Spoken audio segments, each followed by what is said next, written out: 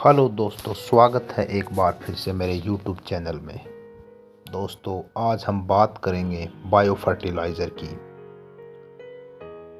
यह कहानी है उस युद्ध की जो हमारी आंखों से दिखाई नहीं देता। एक तरफ रासायनिक ताकतें, दूसरी तरफ सूक्ष्मजीवों की अदृश्य सेना और बीच में खड़ा किसान जो सिर्फ एक सवाल पूछता है, मेरी मिट्टी जिंदा कैसे रहे।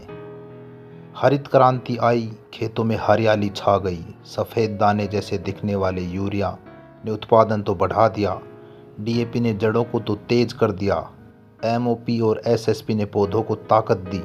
लेकिन हर रासायनिक दाने के साथ मिट्टी के अंदर एक बदलाव शुरू हुआ।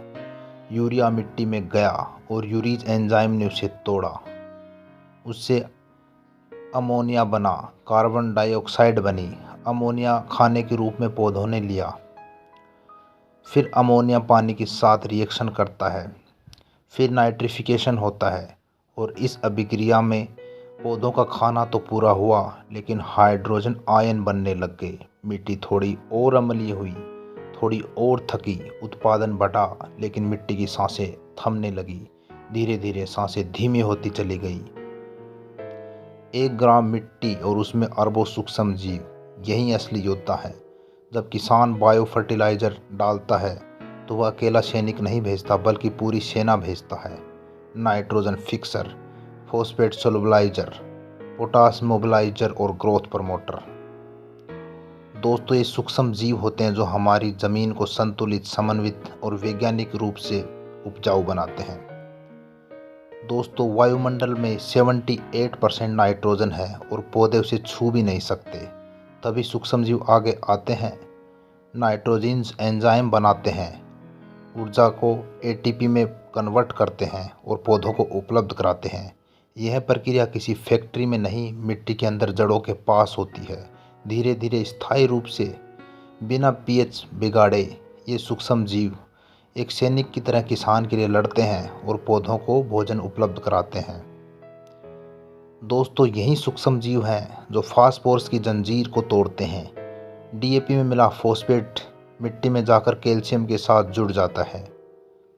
दोस्तों, जो ही ये कैल्शियम के साथ जुड़ता है, कैल्शियम फॉस्फेट बना लेता है, जिसको पौधे आसानी से ले नहीं सकते, और ये धीरे धीरे मिट्टी में स्टेबलाइज हो जाता है और पौधों के लिए किसी काम का नहीं रहता है। इसको सोलुबलाइज फॉर्म में लाते हैं सूक्ष्म जीव, बैक्टीरिया। जो ही हम पीएसबी, केएमबी, एजोबैक्टर, राइजोबियम ज़मीन में डालते हैं, त्यों ही वो ऑर्गेनिक एसिड छोड़ते हैं, ज़मीन का पीएच भी कम करते हैं और अभिक्रिया है वो उलट जाती है। कैल्शियम फॉस्फेट हाइड्रोजन आयन के साथ रिएक्शन करते हैं और हाइड्रोजन फॉस्फेट के रूप में पौधों को आयनिक रूप में भोजन उपलब्ध होता है, क्योंकि पौधा है वो HPO4 या H2PO4- इन दोनों की आयन के रूप में ही फॉस्फेट को ले सकता है। इस प्रकार सूक्ष्म जीव हैं वो फॉस्फोरस को फॉस्फोरिक आयन में बदलकर पौधों को उपलब्ध कराते हैं। ये विज्ञान है, लेकिन ये जो प्रक्रिया है वो सूक्ष्म जीव ही करवा सकते हैं। फिर आता है पोटास की चट्टानों को पिघलाना। जब किसान एमओपी डालता है तो उसे K+ तुरंत मिलता है, पर ये सूक्ष्म जीव सिलिकेट चट्टानों को तोड़ देते हैं और धीरे धीरे मिट्टी को पोटेशियम उपलब्ध करवाते हैं। दोस्तों, हम जैविक रूप से भी सूक्ष्म जीवों का घोल बना सकते हैं। हम एक ड्रम लेते हैं, उसमें 200 लीटर पानी, 10 किलो सड़ा हुआ गोबर, 2 किलो गुड़, 2 किलो बेसन, 1 किलो वर्मी कंपोस्ट और मल्टी स्ट्रेन कल्चर हम बनाते हैं। ड्रम को छाया में रखते हैं, हर दिन लकड़ी से एक बार घुमा देते हैं। इस प्रकार दोस्तों, 7 दिन के बाद जीवामृत या सूक्ष्म जीवों का ऐसा घोल तैयार होता है जो हमारे खेत की मिट्टी को फिर से जिंदा कर देता है, खेत का ह्यूमस बढ़ा देता है, माइक्रोबैक्टीरियम ऑर्गेनिज्म को बढ़ाता है।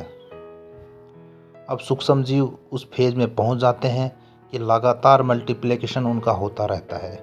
जब हमारी ज़मीन में 10⁹ तक सूक्ष्म जीव उपलब्ध होते हैं तो मिट्टी बहुत ही ज़्यादा उपजाऊ होती है। पौधों की जड़ों को पोषक तत्व है वो सोलबलाइजिंग फॉर्म में मिलते हैं, जड़ों का विकास होता है, वेजिटेटिव ग्रोथ होती है वो अपने चरम पर होती है।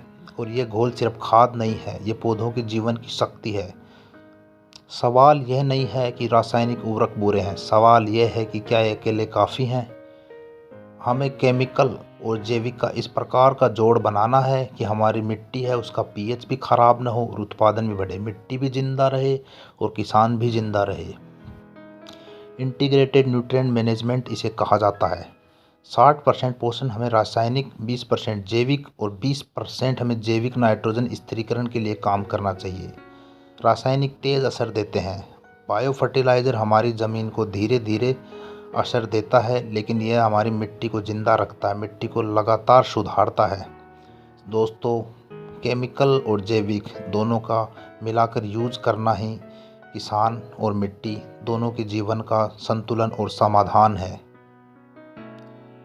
दोस्तों, माइक्रोराजा का जाल हमें ज़मीन की जड़ों को मजबूत करता है, सूक्ष्मजीव सक्रिय होते हैं, पीएच संतुलित होता है, केंचुए हैं हमारी ज़मीन में लौट आते हैं।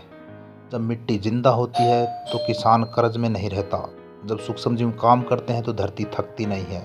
रासायनिक और जीव जब साथ साथ चलते हैं तभी खेती टिकाऊ बनती है।